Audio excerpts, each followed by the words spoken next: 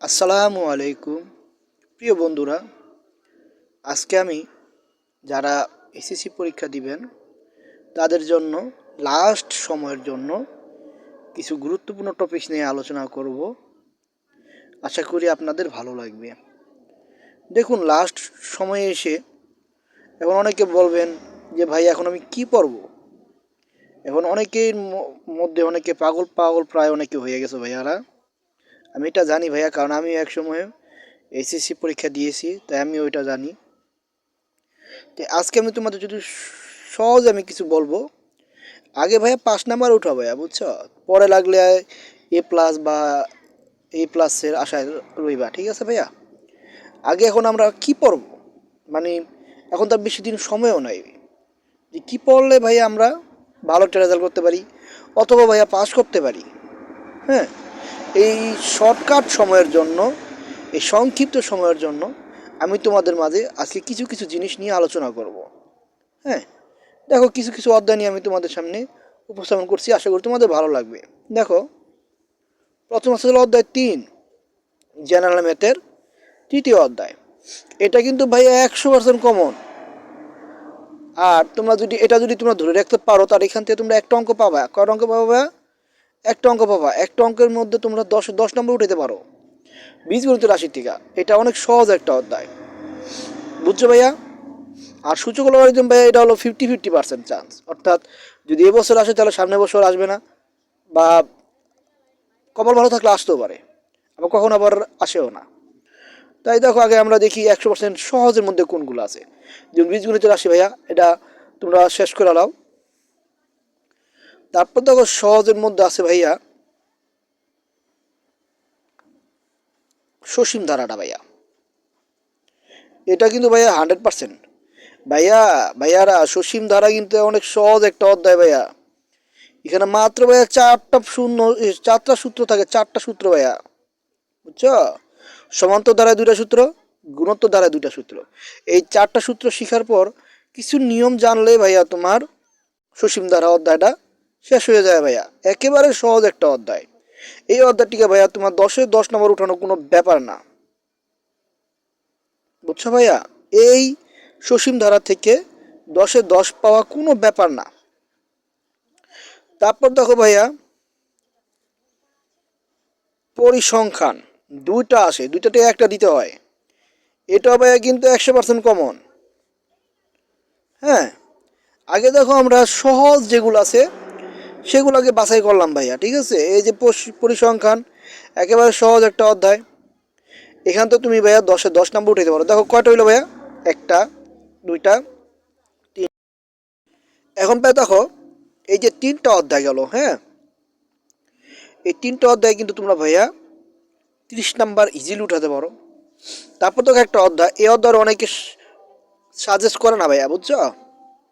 কিন্তু আমি ওই অধ্যায়টা আমি সাজেস্ট করে দিতে পারি।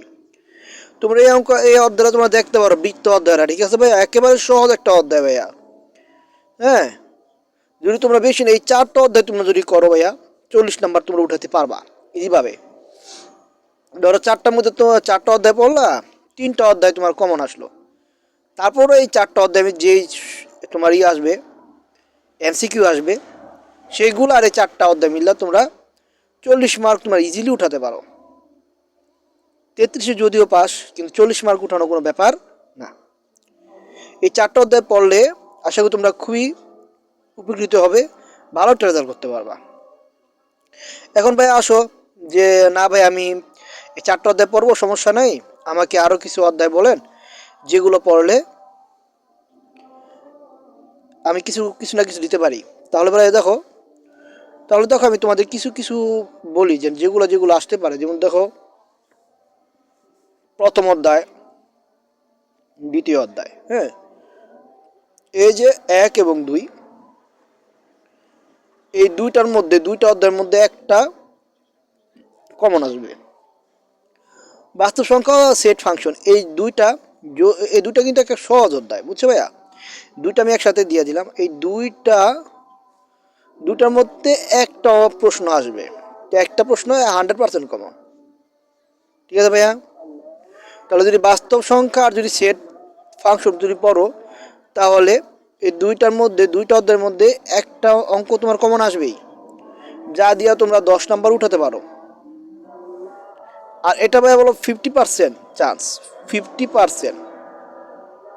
যদি তোমার ভাগ্যে থাকে, হ্যাঁ, যদি সৃষ্টিকর্তা লিখে রাখেন, তাহলে মনে করো এই সূচক লগারিদম থেকে একটা অঙ্ক তোমরা পেয়ে যেতে পারো 10 নাম্বারের জন্য। ঠিক আছে ভাইয়া, এটা হলো ভাগ্যের উপর নির্ভর করে। তারপর দেখো কি কি আছে ভাইয়া, এই যে ত্রিকোণমিতি, এটা ভাইয়া কিন্তু তুলনামূলক সহজ একটা অধ্যায়। যদি তোমরা বুঝে থাকো যে ভাইয়া ত্রিকোণমিতিটা কীভাবে করবো, ত্রিকোণমিতি তো কিছু বুঝি না, বা একটা জিনিস মনে রাখবা, ত্রিকোণমিতি কয়েকটা মাত্র সূত্র আছে, সংক্ষিপ্ত কয়েকটা সূত্র, যেগুলো জানলে তোমরা পাস করতে পারবা। তোমরা যদি চাও যে ভাইয়া আপনি আমাদের একদিন ত্রিকোণমিতি নিয়ে আলোচনা করেন, সূত্র নিয়ে আলোচনা করেন, সূত্রের ব্যবহার নিয়ে আলোচনা করেন, মানে কি 2-1 দিন আলোচনা করেন, তাহলে আমি এটা নিয়ে একদিন আলোচনা করবো, 2-1 দিন আলোচনা করবো, আশা করি ক্লিয়ার হয়ে যাবে ত্রিকোণমিতি সম্পর্কে। ঠিক আছে ভাইয়া, তারপর দেখো এটা 100% কমন, এই যে ত্রিকোণমিতিটা 100% কমন, এখান থেকে 10 নাম্বার তোমরা ইজিলি উঠাতে পারো। হ্যাঁ, তারপর দেখো দূরত্ব উচ্চতা, এই দূরত্ব যে উচ্চতা আছে, তারপর আছে মনে করো এই, তারপর আর কি আছে দেখো, এই যে সম্পাদ উপপাদ্য, এই দূরত্ব এটা 10তম অধ্যায়, 15 অধ্যায়,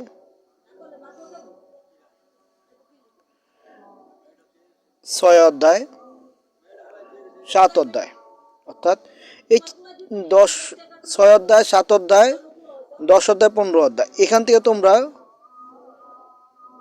দুইটা, ভাগ্য ভালো থাকলে দুইটা অঙ্ক তোমরা পেয়ে যাবে এই 4টা অধ্যায় থেকে।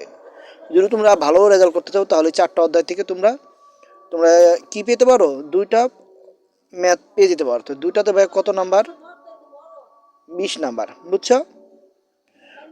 তারপর দেখো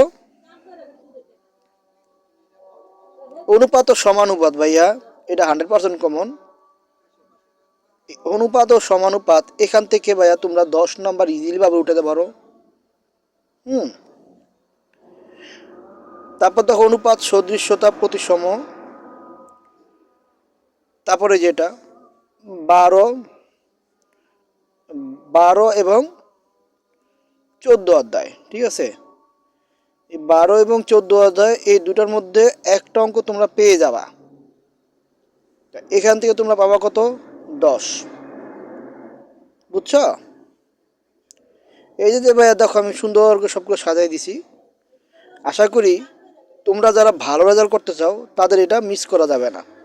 তারপর তার পরিমিতিটা ভাইয়া, যদি তোমার সুযোগ পাও তার পরিমিতিটা পড়ে নেবা, পরিমিতিটা 100% কমন, এখান থেকে 10 নাম্বার তোমরা ইজিলিভাবে উঠাতে পারো। ঠিক আছে ভাইয়া, তাহলে দেখো এই ছিল আমার আজকের মতো তোমাদের টপিকসগুলা।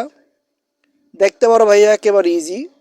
যারা সহজে পাস করতে চাও, যা এখন সামনে হলো পরীক্ষা, হ্যাঁ, পরীক্ষা সহজে কিছু নাম্বার তোমরা পেতে চাও বা পাস করতে চাও, যে ভাইয়া আগে আমাদের পাস করার একটা চিন্তা ভাবনা আমাদের মধ্যে আছে, আগে আমরা পাস করি, তারপর বেশি নাম্বার, তাহারা আমার এই ভিডিওটা দেখতে পারো ভাইয়া। একেবারে সহজ একটা ভিডিও, এটাতে আমি সব কিছু বুঝিয়ে দিছি ভাইয়া, কোন কোন অধ্যায়ের মধ্যে কি কি জিনিস আসতে পারে আর কোন কোন অধ্যায়গুলো সহজ। যদি তোমাদের কাছে ভিডিওটা যদি ভালো লাগে ভাইয়া, তাহলে লাইক, কমেন্ট এবং সাবস্ক্রাইব করিও। আজ এই পর্যন্তই ভাইয়া, ধন্যবাদ, আসসালামু আলাইকুম।